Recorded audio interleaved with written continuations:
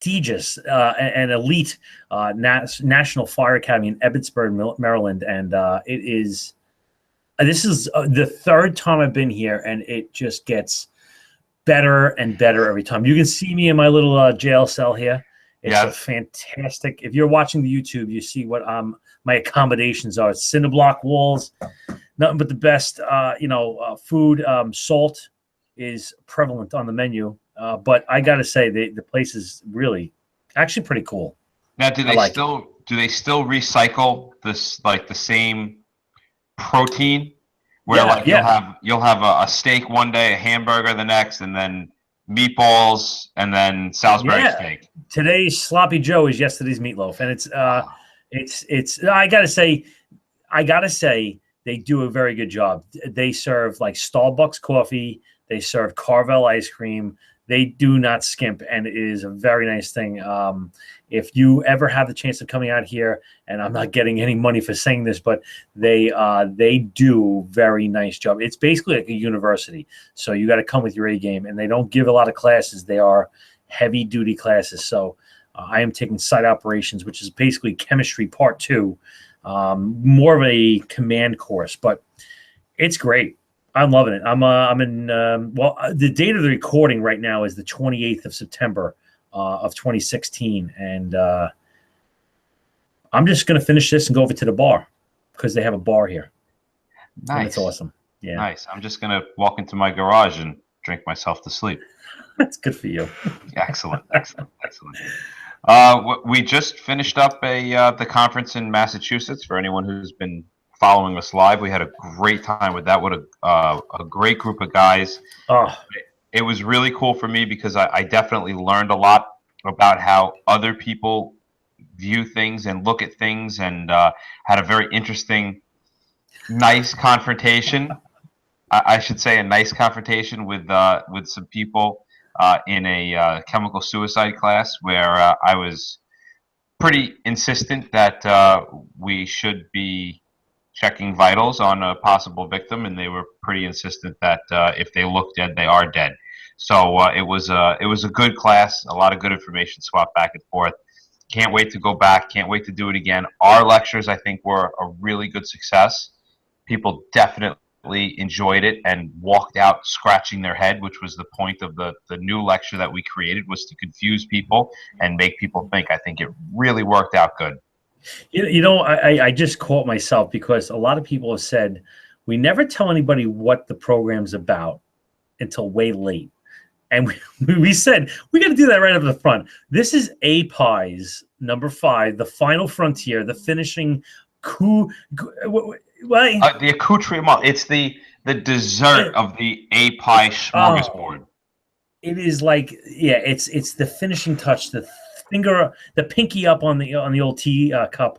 I'm glad you said we're getting finished with this. But the last thing I want to talk about is what we are going to be, it seems, in the New York State Haz Mat conference as well. We just got contacted for that, and we're very excited to do that. Submitted our papers upon request, and I tell you what, I'm looking forward to doing that one, considering that I work there.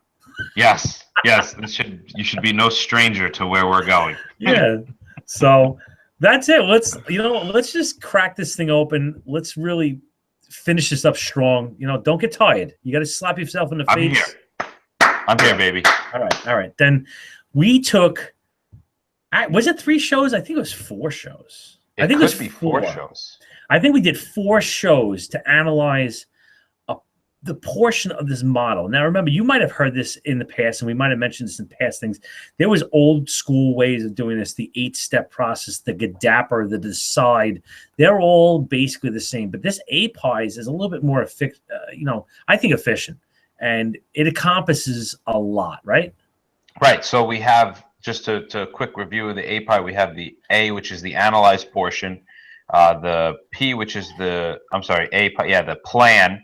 And then we've got analyze, plan, initiate, and execute. So this whole time, these whole 3 or 4 episodes, we've been pretty much talking about analyzing, right? Most of what we do is to sit and turn back and analyze what we got. But now we're done with that, all right? We've gathered all the information from the scenes. We have all the chemical physical properties. We've got the chemical name. We've looked at the containers. We've done all that crap. So what are we going to do next? Now we're going to move on to the P portion of APIE. Me and Bob lovingly refer to this, and the people we work with refer to this as the Haz Mat huddle. Right. Yeah. But for APIE purposes, we're going to call it the planning portion. This is where we kind of just get together and we talk. We call this the Haz Mat huddle of planning, whatever you want to call it. It's a concept. Is basically the same thing. We're going to get together as a group of guys. We're going to take all that information that we got from analyzing and doing our reconnaissance and all that stuff, and we're going to talk. This is the chance for everybody on the team to get together, talk about what they see, what they know, what their senses are saying. Their five senses, their women's intuition, the spidey senses, whatever they got going on, and really kind of throw it on the table. And it's really important that no matter your experience level or the rank, that everyone has equal say. So, and this is, I cannot say how important this is. It's very against the dynamic and the grain of the entire fire department, where we have this paramilitary idea where, and rightfully so, there's got to be one boss. But in this Haz Mat huddle, we have guys that at the fireman level, at the specialist, the technician, these are talented guys. And the officer has to be secure enough in his own way to say, I'm going to throw my chips on the table, the equal of this, the other guys, and we're going to weigh this out. Because listen, I love officers, but just because they put on a white hat doesn't make them omnipotent. All right, they were firemen 5 days ago, and now all of a sudden they're infallible, they're bulletproof, and it's just not true. We have some guys out there that are really talented. Let them say it. It's very important. Yeah, and when we start talking about this, some people will even go, well, what about the new guy or the covering officer that's never even been on a hazmat scene before? What would you say about that? Well, it's just as important. I mean, sometimes that we do these scenes, we really don't. We kind of look at it from our perspective, but we never really look at it from the outside. So sometimes it's good to see the outside perspective where the guy has a little bit more fear. I'll say it flat out. Maybe a little fear, maybe a little bit uncomfortableness with the operation. And we got to talk him down. But remember, if he does this right and we do this right, he's one vote of the 2, 3, 4, 5, however many on your team. Yeah, can you say, yeah, he has the final say? But I think you can kind of throw it on the table if something goes wrong. You see seasoned guys bring a lot of knowledge and experience to the table, but a new guy brings totally something else. And it's the ability to see the world through untrained eyes. That whole, the new broom sweeps the best. You see it there. Yeah, and you can kind of look at this as they think like children. Yeah. And I don't mean that in a bad way. Like when you sit and you look at a child, they question everything because they're learning it for the first time. They walk in with absolutely zero preconceptions of the world around them. So right. they question everything that's going on, and they haven't been told this is how you do it. So they're not tainted by what somebody else has said, whether it's right or wrong. And believe it or not, it is the new people that often come up with some really crazy out of the box thinking that just kind of blows you away. Right. But now I'm going to grant it that 9 out of the 10 of these new guys, this guy might think he's rocking the world. He might say, wait a second, guys, why don't we do this? And everybody just turns and looks at it and goes, Shut up. And the guy's like, ooh. Now you're saying to yourself, why did Bob and Mike just go through this whole 3, 4, 5 minute thing and say how it might be great? Because there are things that we do because we do them for a reason, and they're not easily evident to the new guy. But that's not saying that the new guy should be silenced to any ideas. Throw it on the table. Anything that's shot down is going to become a drilling point at a later point in time. And listen, we might say, you know what? That's out of this world to drill this tank like this. We are not doing that shit. But why don't we go back to the firehouse when nobody's watching us and try it? Yeah. Yeah, because right? believe me, you want to test things a lot before you put them on scene. Yeah, or maybe we did try it out and it didn't work, but this guy's got why don't you just hold it to the left? Now it works. Holy cow, we look like champions again. Right. So we sit in this hazmat huddle, and it's really just compromise. It's really just comprised of kind of random ideas being thrown around and tossed about. But there is some basic things that need to be hit on, no matter what it is that we're talking about in the huddle, and that's kind of what we're going to go through today. Yeah, so we're going to talk about what we can do. What are our abilities? What are our options? Right, Mike? Yeah, absolutely. We're going to talk among each other as far as which is the best way to move forward based upon everything that we've seen, all the chemical physical properties. Different guys are going to give predictions on how things are going to react and what thoughts they have as far as how we should move forward. Yeah, and no idea should be ignored unless it's that guy. No, I'm joking. I'm not even that. Don't ignore any ideas.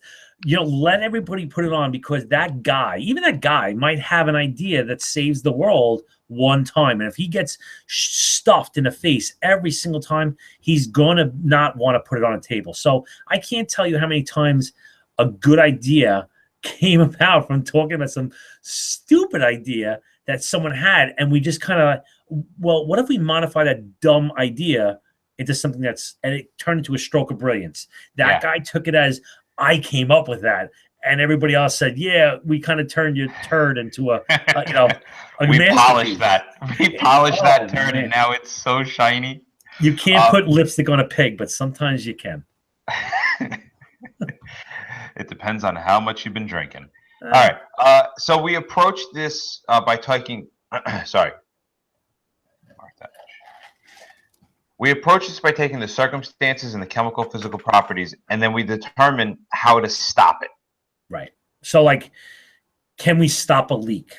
Well, it comes down to, is it a leak? Is it a liquid, a gas, or a solid?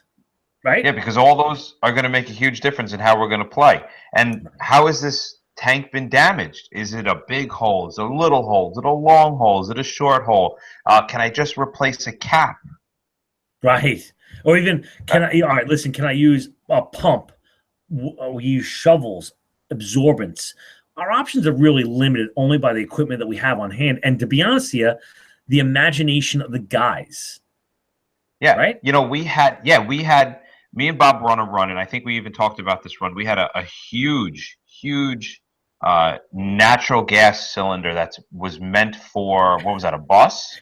Yeah, it was like a 10-foot long by 20-inch wide cylinder. It looked like an SCBA cylinder, but it was huge. Tremendous. The thing was tremendous. It had this weird valving assembly that none of us had ever seen, and there was a portion of the valve in which between the cylinder and the valve there was an O-ring, and it looked like the O-ring had herniated out.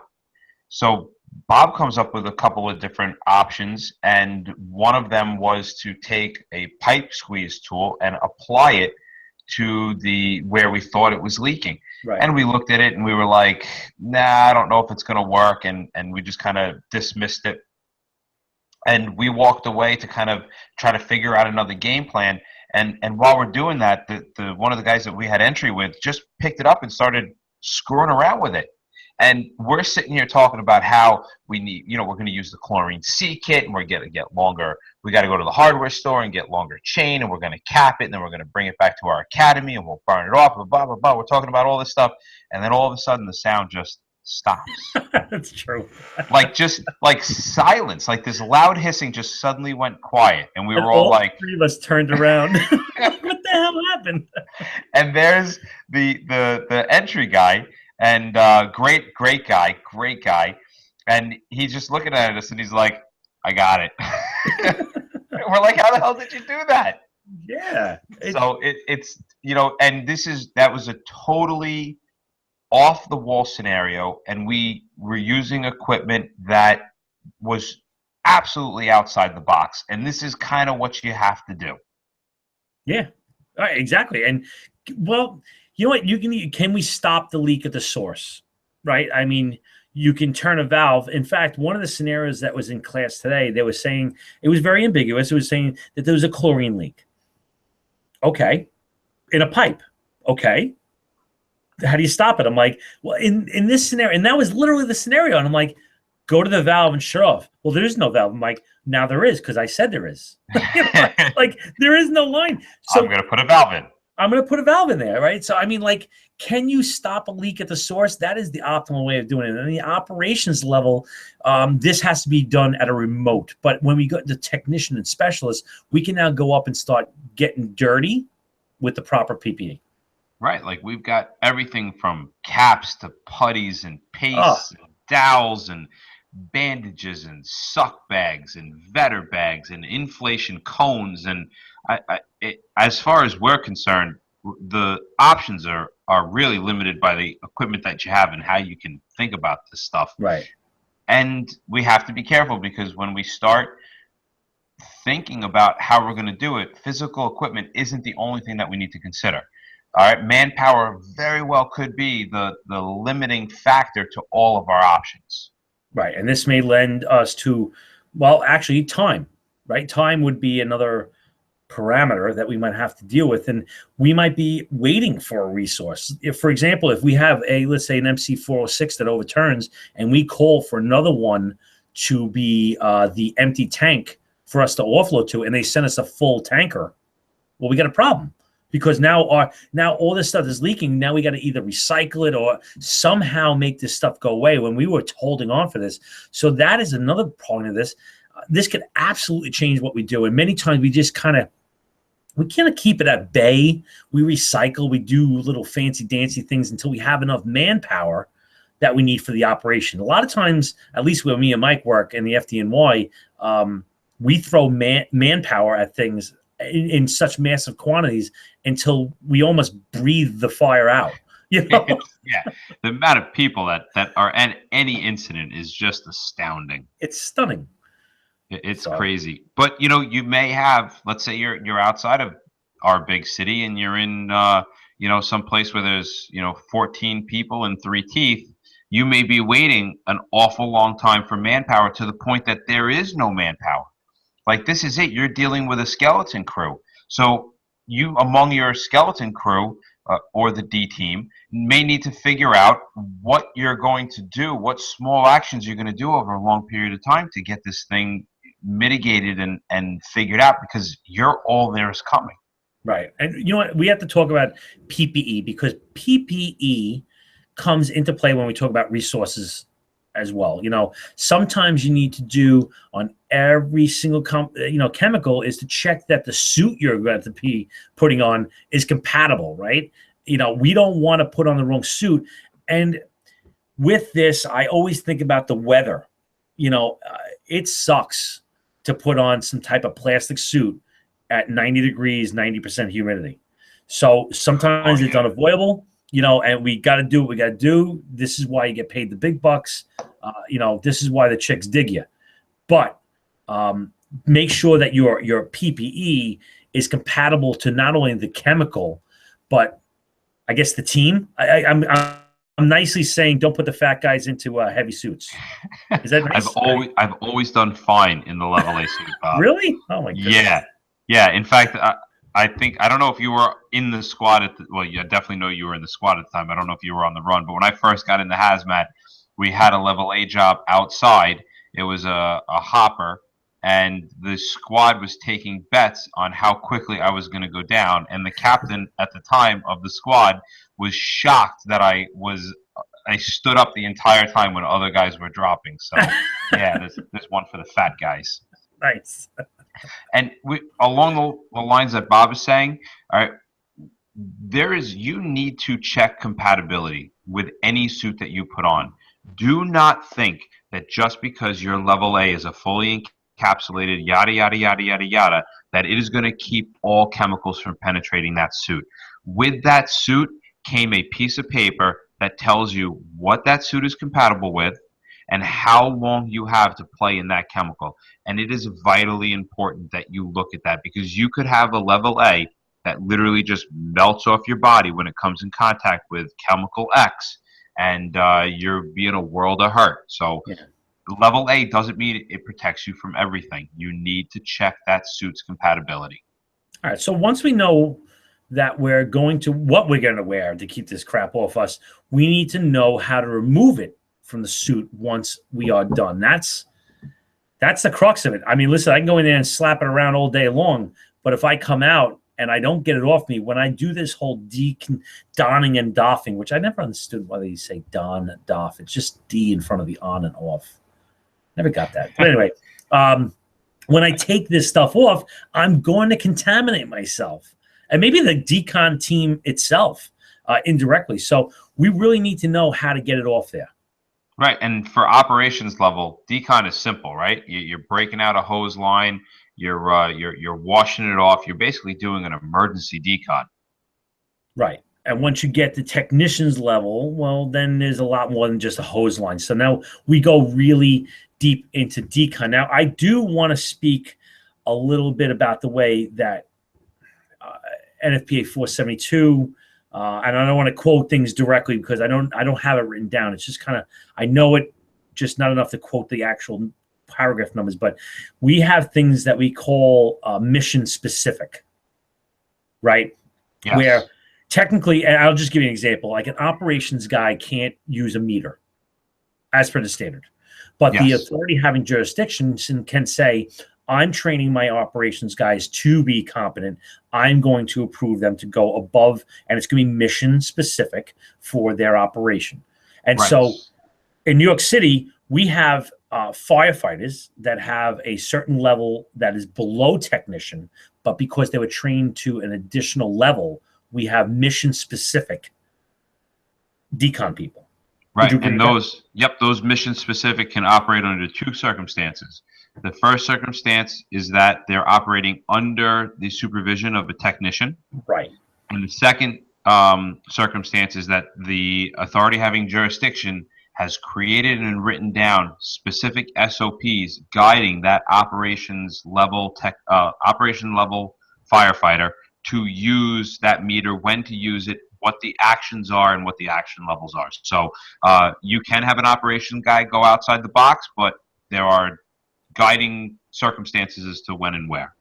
But we also talked about this, right, Mike? What were the episodes in this? Geez, we had a whole decon series. What was that?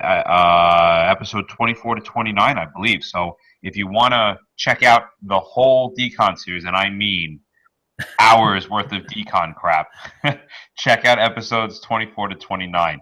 You'll walk away a cleaner person. Oh, and there's a lot more to think about with decon. So making sure that you have the capability to remove whatever is going to get on you, that's just the tip of the iceberg, right? Yeah, absolutely. I mean, you have to think about, do I even have water? How can I contain the gray water? Do I have the manpower for this? I mean, it's crazy. Yeah. All right. So after these issues have been talked about, we need to select, one. Make sure that we're all on the same page by that hazmat huddle, whatever you want to call it. Yes, and this is another little happy pet peeve of mine. All right, we have some very, very bright, talented officers floating around this world of hazmat throughout the country, but it drives me absolutely nuts when the officer makes a decision, doesn't tell anybody really what the long-term game plan is, and then micromanages the scene. And this could be an officer, this could be a chief, this could be the incident commander. Everybody needs to get on the same page, and then once everybody's on the same page, just let your guys do their job. Yeah, it's incredibly important because it looks unprofessional. Right. I mean, it's incredibly unprofessional. So we created a plan. We're all on the same page, and now it's time to do it. Okay, so first things first, right? We got the incident command established as per NIMS and all that happy crap. So now let's get control of the area around the scene, and let's start setting up our zones. All right, so let's start off with the hot zone. This is where we define based upon what we can see and what we can measure. Right, and this zone is not very well defined. Although we can define it, it in of itself is not a very clearly defined mark. Right. All right. It needs to be drawn based upon the circumstances that are present, and the hot zone may need to be flexible. If the case gets bigger, hopefully not, or smaller, and we can actually shrink it as things, start to become under control. Right. And listen, guys, this is overly a simplistic way of doing it, but let's say a theoretical radiation thing. I come up with my meter, I walk up until I hit whatever the action level is in your department, and I drop a cone or a marker. I back up, I move to the right, I go again until I hit that action level. And you keep moving these markers around there. And that, in essence, is your hot zone. Now, if wind changes, those points are going to move. Everything's going to be very flexible. You might have a building in the way, and now this whole thing gets a little bit squished on one side. Or you might have a river. You might have whatever. You can see where I'm going with this thing. So remember that the hot zone is where the really bad shit is. So let's keep everybody out of there, except for those who need to be there, which are generally the offensive players, or maybe those mission-specific firefighters that are going to do some snatch and grabs, some body snatching. They might be the guys to go in there as well. Absolutely. So once we have the hot zone established, we need to focus on the cold zone. Mm-hmm. This is really the easiest of them all, right? This is the area between the isolation line, the point that we're keeping everybody out, and the hot zone. This is where we're going to put all of our resources. This is where our incident command is going to be standing by. Refreshments, if you can call them refreshments. What do they call that? It's not refreshments. It's not. The hell is like R&R? Yeah, the rack unit. Yeah, for us, the rack unit. Yeah, it's where guys are going to go to kind of be outside of the danger area. Right. Now, you probably noticed that we went from hot to cold. Well, that's where the warm zone comes in. It comes in the middle of this thing. And simply, this is an area that's set aside for what we use for decon, and possibly an area to hold people that is a safe distance away from the source, but can't be let into the cold zone. In reality, the warm zone is as big or as small as you want it to be in order to do decontamination properly. Right. That's all it is. So you literally just have a small area where there is a warm zone. You go from the hot zone to the warm zone into the cold zone. Mm-hmm. And like we said before, cold zone is where everybody else is, from the chiefs to the resources. Right. Right. So if the stuff is bad enough, we also need to consider the whole downwind evacuation for the public. Do we have to get into that? I don't think so. I mean, I think that's really going to be kind of decisions of the incident commander, and that's really an operations level type stuff. I mean, if you think about it, we train all of our guys on the ERG, our firefighters. They should all know how to set up an evacuation zone and things like that. So I think we should focus more on the technicians themselves. All right. So what are we going to do? I think at this point we pretty much are grabbing our crap and going in. Well, there you go. That's it. Communications. Let's talk about that a little bit here. Communication on events is from a simple event to a complex is extremely important. Factors change, environments change, situations change. You always need to be ready to take a step back, stop, and when the situation gets a little crazy, you're going to have to modify the plan. And it mostly comes down with not only communication between the incident commander and your team, but between team members. This is the part of APIE that we call evaluation. This is actually the E part of APIE. All right. And we are, in fact, constantly evaluating how we're doing. This isn't very hard. It kind of boils down to, I'm doing something. Am I making it worse? Am I making it better? Or is it not changing at all? Right. And you got to be flexible with the ideas. You can't just say, I am keeping to this course no matter what. It's a custom in the fire department, and it's something that blows the minds of people that are not in the fire department and emergency services, is that we can make life or death decisions with minimal information all the time.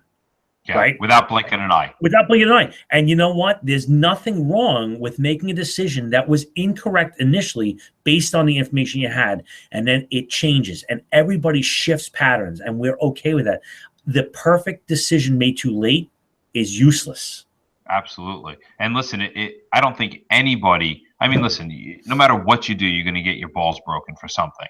Right. But if you make a bad decision and you realize you made the bad decision and you keep moving forward with that because you don't have the cojones to turn around and go, hey, guys, I screwed up. This is the wrong direction. We need to reevaluate. Right. And you're in no position to either be a technician, be an incident commander, or be an officer in any way, shape, or form. And if you're so if your idea isn't if your idea isn't working, let it go. Right, and just change course. Yeah. You know, and listen, if you're entry, you're going to have to communicate with your officer of what's going on. All right. Even that overbearing guy that wants to look over your shoulder, tell him, get him off your back, and help them see your little picture so they can get to see the big picture a little better. Right, and that's a give and a take too. All right, because the officers and the chiefs out there, God damn it, man, let your guys do what they need to do. You need to trust them, and you need to have faith in them. And if you can't do that, then you need to ask yourself why you're letting them go downrange. And if you're questioning the people that are going downrange, then you need to question what things you did to allow those people to be in that circumstance. Because then you need to turn around and retrain them, and you as a chief or an officer need to make sure that the guys that you're sending downrange are guys that you can trust. I love it. Well, that wraps up another episode of the Haz Mat Guys. Thank you for holding on with us through this APIE series. Thanks for taking a little bit of your day to listen to us and hopefully make your job a little bit easier. You can find us almost everywhere at this point. We've got Facebook. We've got Twitter. You can email us. You can phone call us. You could probably find us at whatever local convention is starting to pop up, because we seem to be now starting to go to all of them. But take a moment, go to iTunes, put in a review. You can always call the comment hotline at 843-628-1484. That's 8436-THE-MAT. And we are now recording the show and producing a live, unedited version of the show every week on YouTube. You can go find us on Google Plus and then follow us to be notified when the show starts. Again, if that's what you want. And as always, we look forward to your positive feedback. Negative feedback, you can shove up your ass. And any information or interesting events that you may have or are part of, we absolutely want to hear about. So send us a note at feedback@thehazmatguys.com. Remember, guys, don't just get on the job, get into the job.